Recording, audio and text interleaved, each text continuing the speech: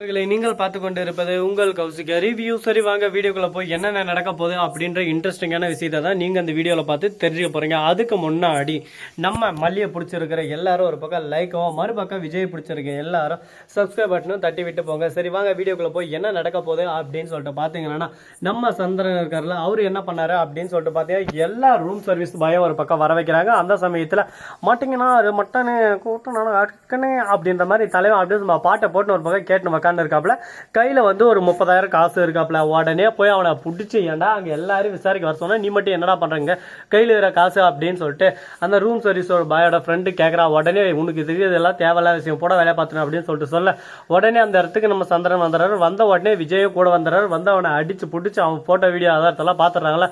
அவனை பிடிச்சி எங்கடா குழந்தை எங்கடா எட்டுன்னு போனா அப்படின்னு சொல்லிட்டு கேட்கறாங்க. உடனே அவர்னு ஒரு பக்கம் ஐயோ சார் எனக்கு இதுக்கு எந்த சம்மந்தம் இல்லை சார், நான் எதுவும் பண்ணல சார், எப்படி சார் நீங்க என்ன பிடிச்சிங்க, இதை நான் தான் பண்றது, உங்ககிட்ட என்ன ஆதாரம் இருக்கா அப்படின்னு சொல்லிட்டு கேட்க உங்க கையில பணம் இருக்கு, அது மட்டும் இல்லாம சிசிடிவி ஃபுட்டேஜ்ல நீ எங்க எட்டுன்னு போன எப்படி தூக்கின்னு போவாங்க போட்டா அப்படின்னு சார், வெறும் கம்பளி சார், நான் கம்பளி தான் உண்டை பிடிச்சி போட்டா மற்றபடி எதுவும் இல்லை. அப்படியாடா குட்டி செல்ல குட்டி இங்க வாடா குட்டி அப்படின்னு சொல்லிட்டு சொல்ல உடனே அந்த இடத்துல போயிட்டே இவன் ஃபேஸில் வச்சு அந்த இதை வச்சு அமுக்கணும் தான். அது மட்டும் இல்லாமல் கரெக்டாக நம்ம வெண்பா குட்டி தங்கியிருந்தாங்களா ரூம், அதுக்கு வெளியே சிசிடிவி கேமரா இருக்குது, அதுக்கு வெளியே தூக்கின வெண்பாவை தூக்கின்னு போகிறதோ அதுக்கப்புறம் தான் அந்த கம்பளியை போத்தி எடுத்து போயிட்டு அங்கே போகிறதோ எல்லாமே தெரிய வருதோ. உடனே பார்க்கணுமே திருவிழாவில் காணாம போனோம் கூட இந்த அளவுக்கு திருன்னு முழிக்க மாட்டோம். அந்த அளவுக்கு ஒரு பக்கம் திருன்னு முழிக்கிறாப்புல.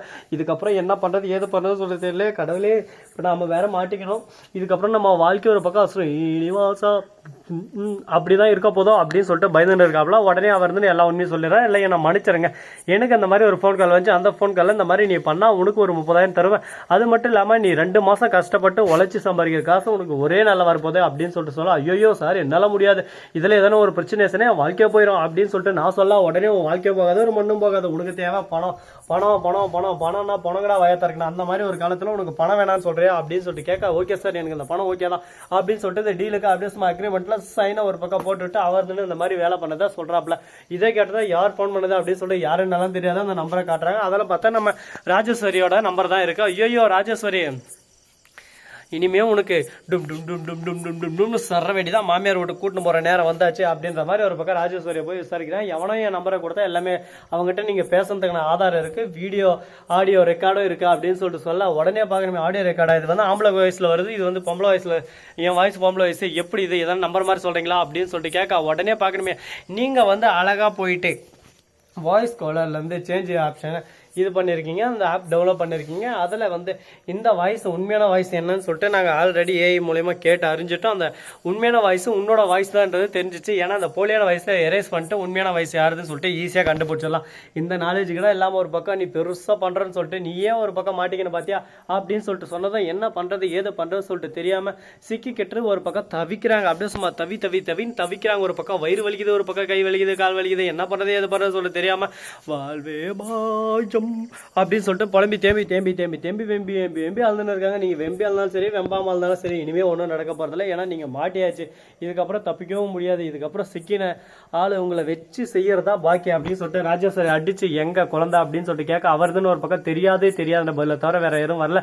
உன்னை எங்க கூட்டிட்டு போய் எப்படி ஓம கொத்து குத்தணுமோ அப்படி ஓம கொத்து குத்துனா நீயே உண்மையெல்லாம் சொல்ல போற, நாங்க எதுக்கு தேவையில்லாம ஒரு பக்கம் உங்ககிட்ட சவுண்டு போட்டு உங்ககிட்ட கோவத்தை காட்டி என்ன நடக்க போகுது இதை சொல்லு பார்க்கலாம். இதுக்கு மேல ஒன்றும் நடக்க போறது உன்னை எப்படி வச்சு செய்யணுமோ அந்த மாதிரி வச்சு செஞ்சாதான் உனக்கு புத்தி வரும் அப்படின்னு சொல்லிட்டு சொல்ல உடனே அவர்துன்னு ஒரு பக்கம் பயம் வந்துடுது. ஏன்னா நைட் தூங்கின்னு இருக்கமோ நம்ம விஜய்க்கு எந்த மாதிரி குடும்பம் பண்ணாலும் அந்த மாதிரி தண்ணியை ஊத்த தூங்க விடாம ஒரு பக்கம் டார்ச்சர் பண்ண ஐயோ நான் உண்மையை சொல்லிடுறேன், கதிரேசன் தான் குழந்தைய கடத்தினார் சொன்னார், நான் கதிரேசன் கிட்ட குழந்தைய ஒப்படைச்சிட்டேன், அதுக்கு எனக்கு வந்து 5 லட்சம் கொடுத்தாரு, அதில் தான் நான் 30,000 இவனுக்கு தந்தான். அடிப்பாவி 5 லட்சத்தை வாங்கிட்டு அலேக்கா என்ன தூக்க வச்சுட்டு எனக்கு ஒரு 30,000 கொடுத்துட்டு 4,70,000 அசால்ட்டாக அமைக்கிட்டு சந்தோஷமாக பார்த்தியா உன்னை மாதிரி ஒரு கெப் மாதிரி முள்ள மாதிரியே பார்த்ததே இல்லை. இதுதான் பிஸ்னஸ் மைண்ட் போல.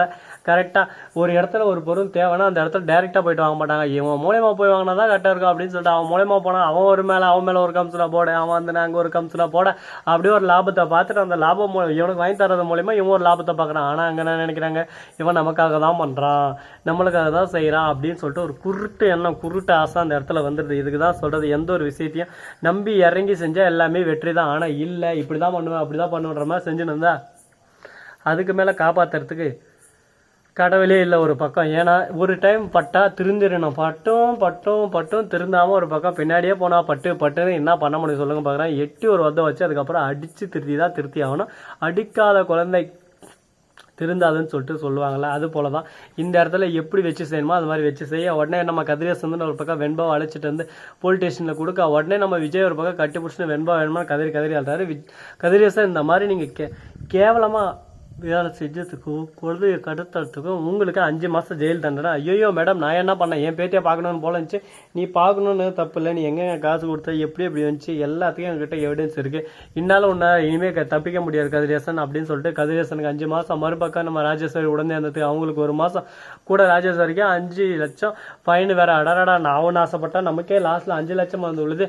இதுக்கு தான் கம்முனதுக்குமா போல் இப்போ 1 மாதம் ஜெயிலில் கழித்திடணுமா, வாழ்க்கையே வெறுப்பு போனா அப்படின்ற மாதிரி தான் ஒரு பக்கம் ஃபீலிங்கில் போயிட்டு இருக்காங்க. இதுக்கப்புறம் என்ன பண்ண போகிறாங்க, ஏது பண்ண போகிறாங்கன்னு சொல்லிட்டு பொறுத்து வந்து பார்த்தா தெரிய போகுது. அது மட்டும் இல்லாமல் நம்ம தீபிகா இருக்காங்களா, அவங்க வந்து ஒரு பக்கம் கொஞ்சம் சின்ன இருக்காங்க. எந்த வழியில் போனாலும் மல்லி தப்பிச்சிடறாளே, மல்லி ஏதாவது ஒன்று பண்ணுன்னு பார்த்தாலும் மல்லி மாட்டேனாலே அப்படின்னு சொல்லிட்டு ஃபீல் பண்ணி கதறி தேம்பி வெம்பி நொந்து அழுதுன்னு இருக்காங்க. இந்த வீடியோ பிடிச்சிருந்தா லைக் பண்ணுங்கள், கமெண்ட் பண்ணுங்கள், ஷேர் பண்ணுங்கள், டிண்டிங் பெல்ல தட்டி விட்டு போங்க. அப்போ தான் நான் போகிற அடுத்த வீடியோ உங்களுக்கு உடனே நோட்டிஃபிகேஷனில் வந்து கொண்டே இருக்கும். மிக்க நன்றி, தேங்க்ஸ் ஃபார் வாட்சிங், டாடா, see you, நன்றி, வணக்கம், வந்தனம், வருக தருக.